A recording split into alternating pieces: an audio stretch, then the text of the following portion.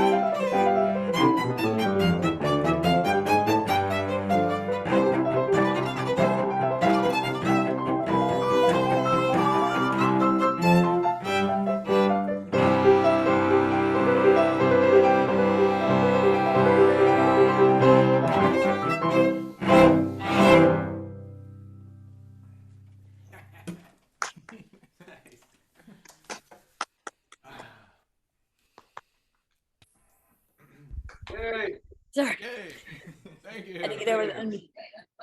Thank you, everyone. That was music of Franz Joseph Haydn, one of the greats. That was Haydn's Trio in C major, at least the first movement. It's nice opening with something, lively, something open like that, something, in classical music where we all play together, that kind of helps us get synced up a little bit. But next we're going to turn our pages ahead to the Romantic era. This next work is by Robert Schumann. This is a movement from one of Schumann's great piano trios. And here it's the change in style of the Romantic era is on full display. So instead of, mostly playing together, the way we often do in classical music, classical era music, in Romantic music, there's a lot more independence between the three voices. And specifically, a lot more attention is called to the melodies that envelop in each of these parts. This is the second movement of this wonderful trio in F major, the Opus 80 from Schumann's collection of trios. This one is a wonderful example of all of these things that I've just mentioned: conversational moments between the instruments, beautiful melodies, and of course that kind of lush romantic harmonic world. So we hope you enjoy. This is music of Robert Schumann. This is the second movement from his trio in F major.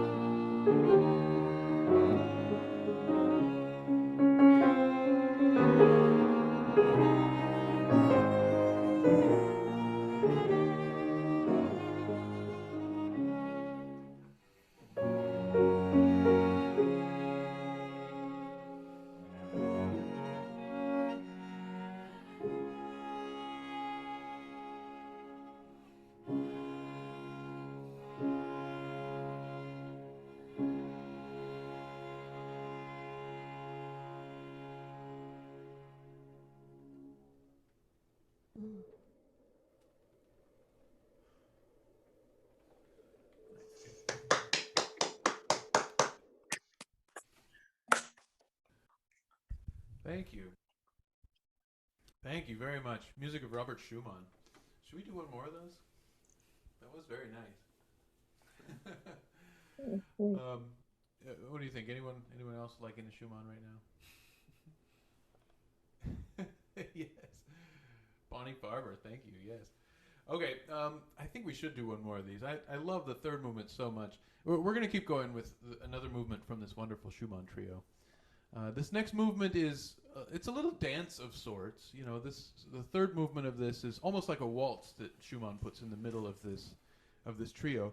But it's a very sad waltz. It seems to, not only is it just so hopelessly in the minor key, but it never quite seems to really get off its feet. And as a dance, you know, it really should get going. But this one, every melody seems almost like it's choked out, one or two notes at a time. But that said, it's still a wonderfully interesting piece. You probably heard somewhat in that second movement how the instruments tend to pass melodies around between them, and in this next one, the third movement, you'll hear even more of that going on. In fact, the main tune that you hear is always played by two instruments, but two instruments playing the same melody, but not at the same time. One instrument is always a beat late. So at the beginning, you'll hear the piano start with this. And the cello does the same thing, but he's just, like I said, he's a bar late on each one of those. And that relationship of two instruments, you know, playing a melody but slightly off time from each other, that is throughout this whole movement. You'll hear it going on. It is a wonderful piece. This is the third movement of Schumann's great F major trio. We hope you enjoy it.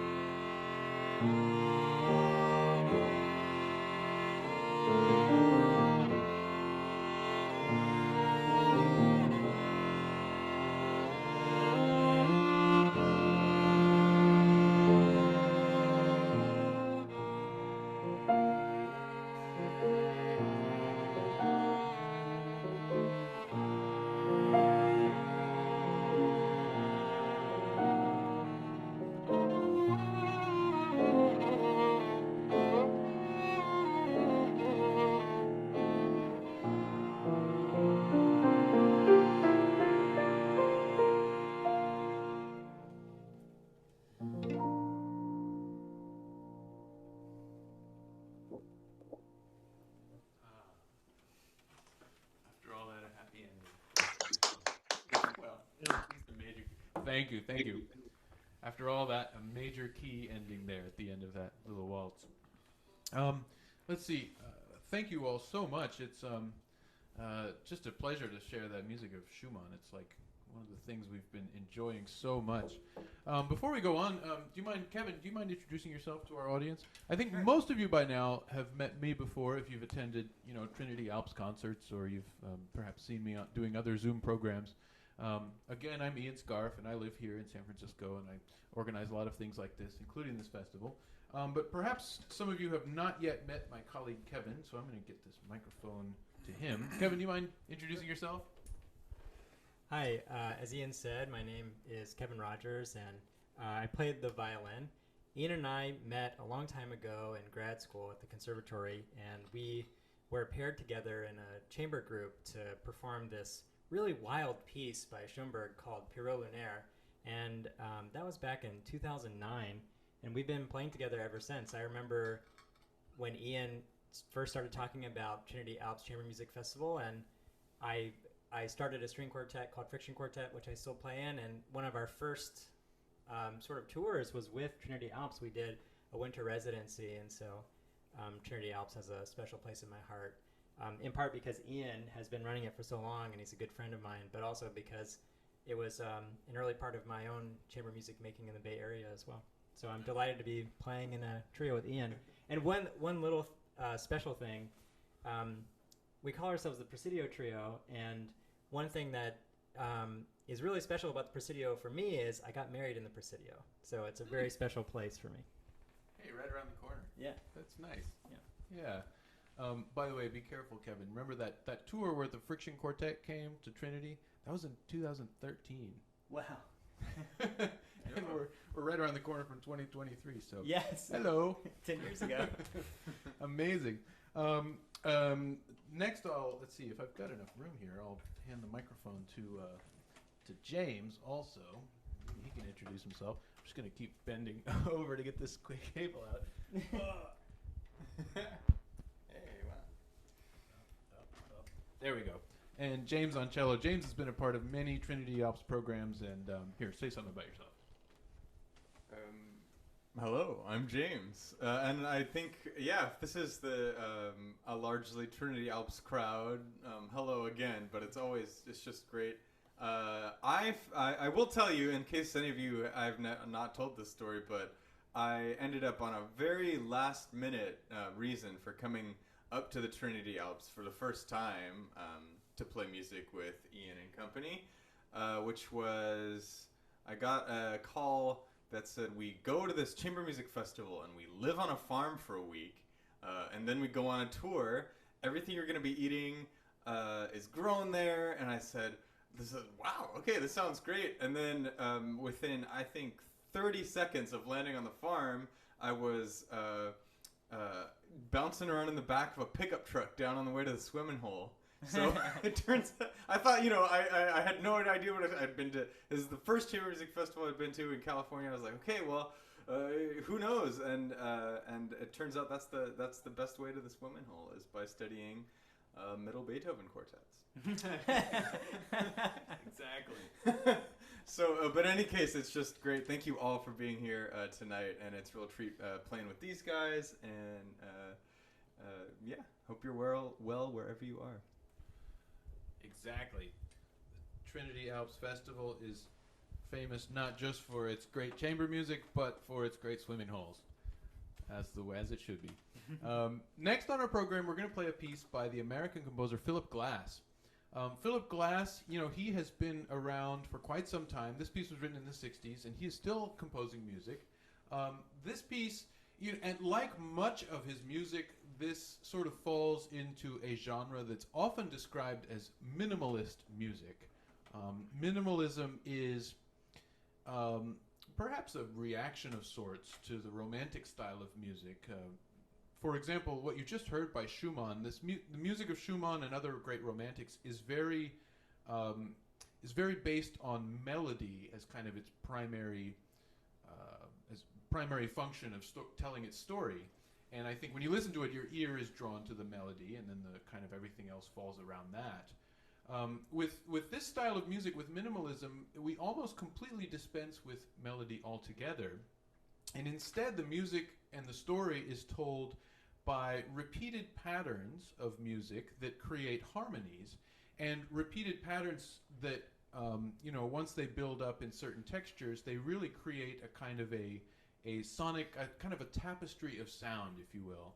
So the key to enjoying this music is to put aside your expectations of you're going to get a good tune and a good sort of, sonata structure, and put all that aside and just let the music kind of wash over you and see what stands out. The same way that you might enjoy looking at a night sky and just all those constellations and stars. If you just sort of let it come to you, that's a good approach. Also, when we were having a rehearsal, we kind of described this music almost like as if you're looking through a kaleidoscope. When you look through a kaleidoscope, all of the colors are in a certain pattern, right? And it's all geometric and reflected. And then every now and then, this piece, the music, it sort of turns the kaleidoscope and the pattern all shifts and the colors all shift. And the way that this piece goes through these little kaleidoscopic tapestries of color and sound is really, I think, one of the great joys of it. So we hope you enjoy. This piece is called Head On. It's by Philip Glass.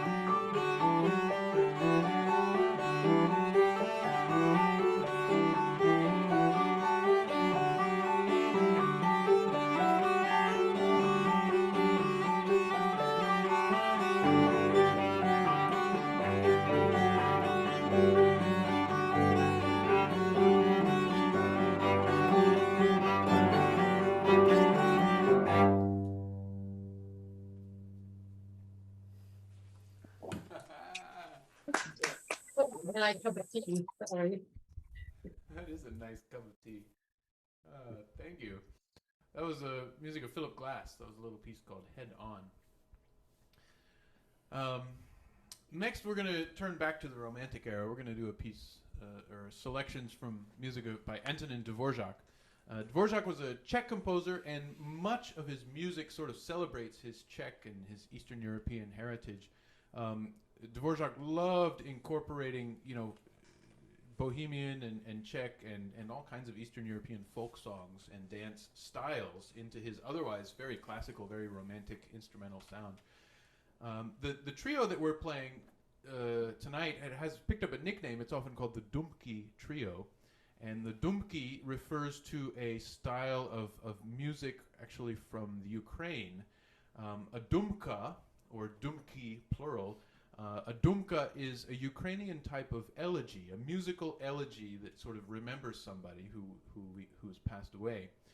And the tradition in this style of folk music is that the music is, especially when these dumki begin, the music is often sort of mournful and has that kind of gravitas that you would expect from a musical elegy. But it never lasts long because in this folk tradition, the way to process your grief and the way to really honor someone who has died is to dance, to celebrate your life by dancing. So this musical style is kind of wonderful, the way that it always is veering between these two somewhat very different styles of music, from this kind of weighty music of memory to this very lively music of Eastern European dance music styles. So we're going to play two movements from this Dumky trio, and each of these little Dumky, like I said, it has this characteristic of kind of transitioning between these two musics very quickly. So listen as this happens, because I think one of the things that Dvorak does so well is transitions. And so even though it seems like we're just going to be in one style of music, in one character, it's not going to last for long. So this is the fifth movement and the sixth movement from Dvorak's Dumky Trio. Oh, by the way, if we get near the end and you hear the cello open up with this wonderful melody, and it reminds you of a movie from the 1980s, a movie called E.T., yeah, that's real. John Williams totally almost lifted the entire melody from the cello to make his famous movie soundtrack for E.T. So here you're getting the original, though, right? The original. Sounds good on the cello, too. Okay, we hope you enjoy. This is music from Dvorak's Dumky Trio.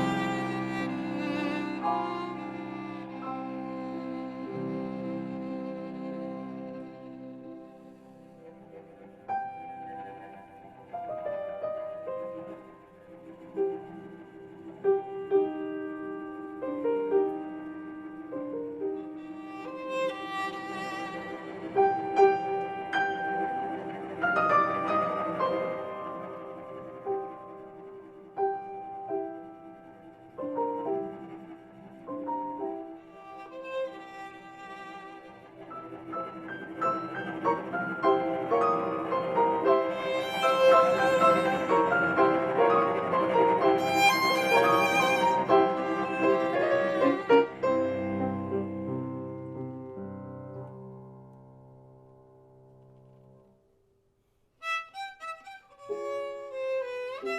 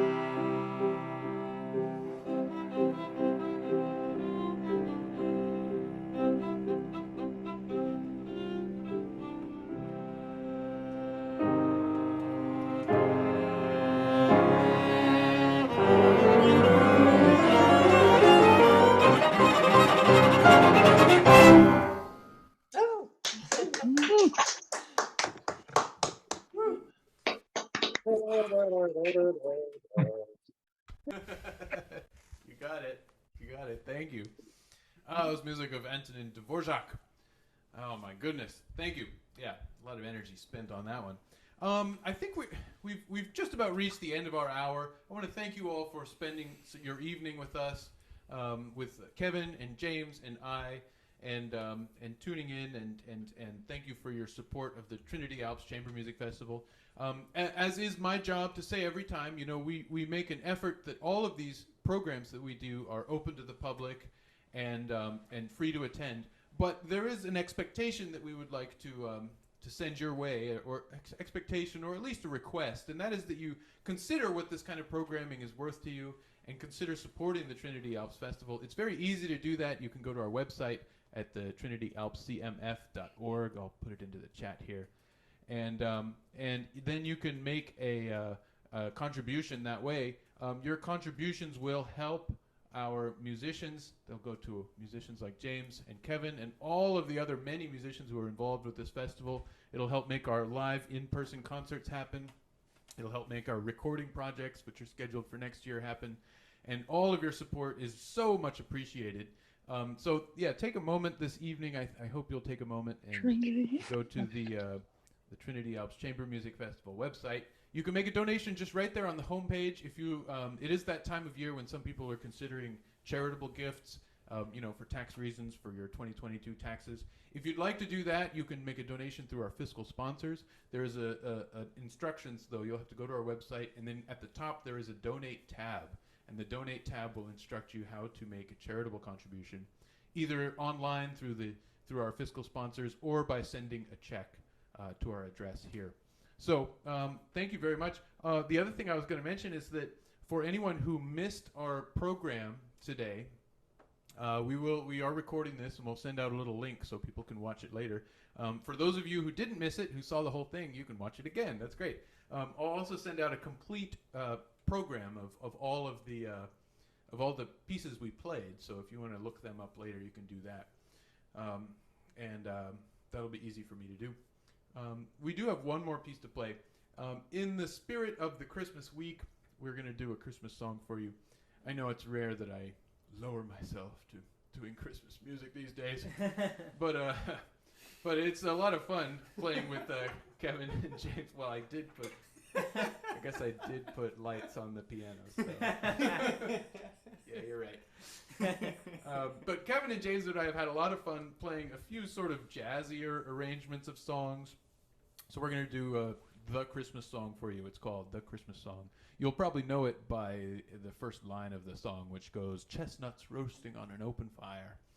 So bear with us as we stoop to, playing this popular Christmas music. Yes, indeed. But you know what? We got to have a little fun, too. We hope you enjoy. You good?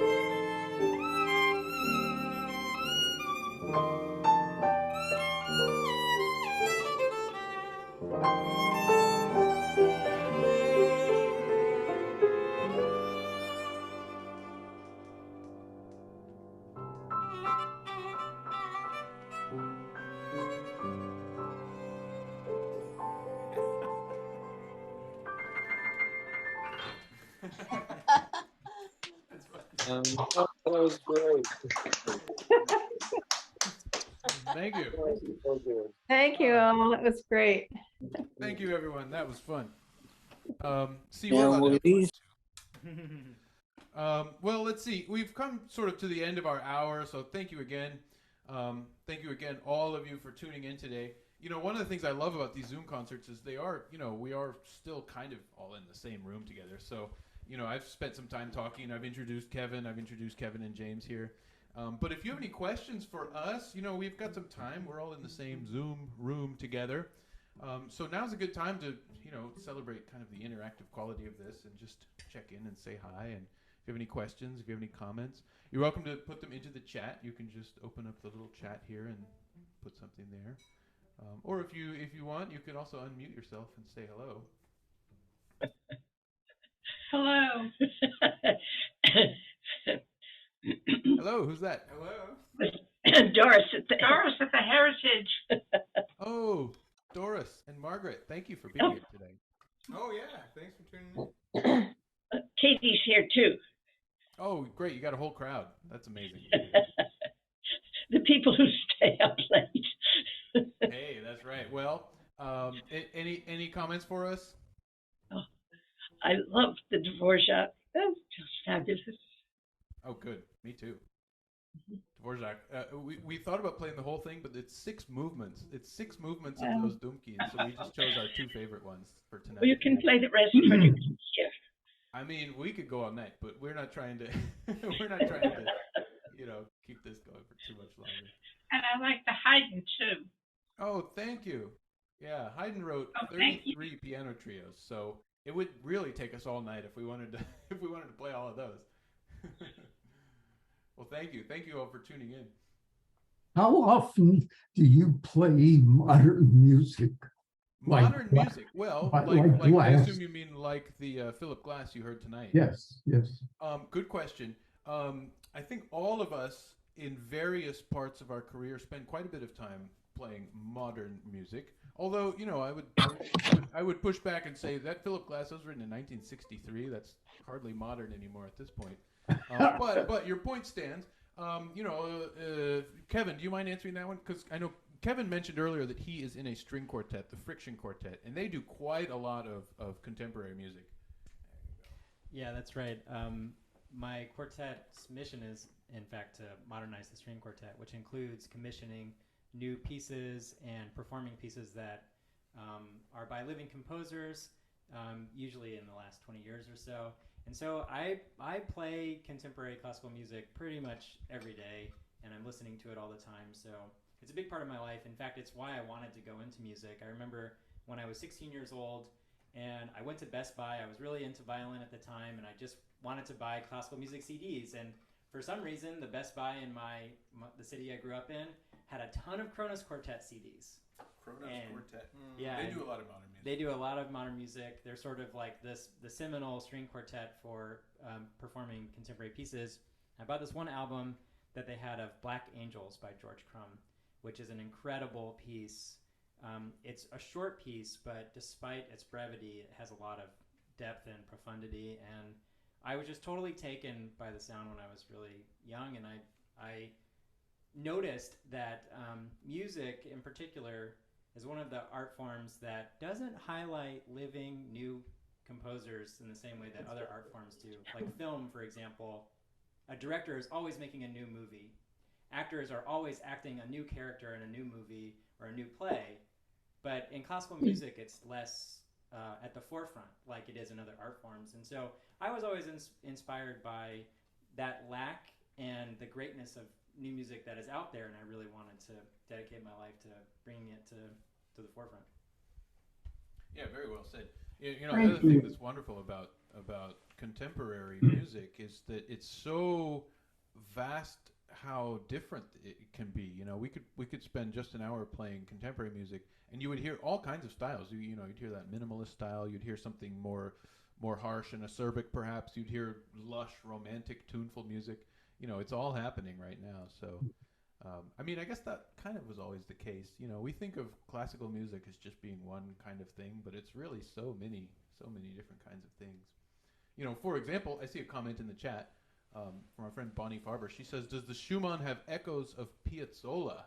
And I think perhaps that little waltz maybe does. The way that he's so heavily in the minor key.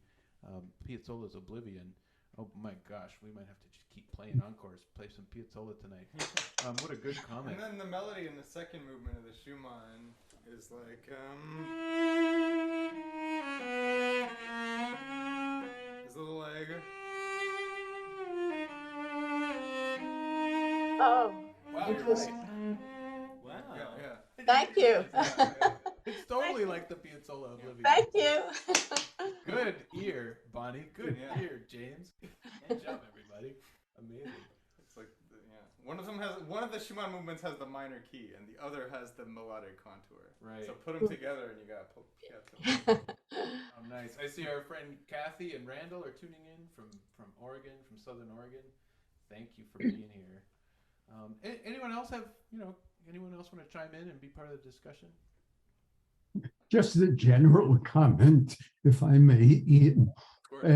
Sitting in my study here and watching you guys in your living room, it's a much more intimate, different feeling than being in a big concert hall with an audience. Yeah, it's amazing. I mean, it's kind of still amazing to me how this technology is kind of still helping us out. I mean, I remember just being so thankful for what Zoom was able to allow us to keep doing, during the height of the pandemic, when we had no opportunities for live music for months and months. And even still now, like you say, even still, I think it's really kind of nice. And you get to kind of see my living room, right? You get to see how I decorate my piano with Christmas lights. You get to see the artwork on my wall. You get to see Beethoven. Here's Beethoven always looking over my shoulder. Today he's got headphones on. Maybe that was because of the Philip glass. You didn't want to hear that. I better turn those up pretty loud, huh? Yeah. So yeah, I mean that's. I thought you put the noise canceling headphones on Beethoven because he had biological noise canceling. Oh, poor Beethoven. Okay. Yeah, we can talk about Beethoven all night. Normally one of the things that's always happened is my cat makes an appearance at these, but she's passed out on the chair over there. I don't think you can see her behind those iPads. She's on the red chair. Can you see that? Can you see her? No? Oh, there she is. Yeah, she's passed out on the couch. Hi, monkey. She did walk up to me. She's and giving me the yell. eye like, hey. Oh yeah, right around what is it, Dvorak time or something? Well, thank you all so much for being a part of tonight's program. We really enjoyed it. We hope you enjoyed it.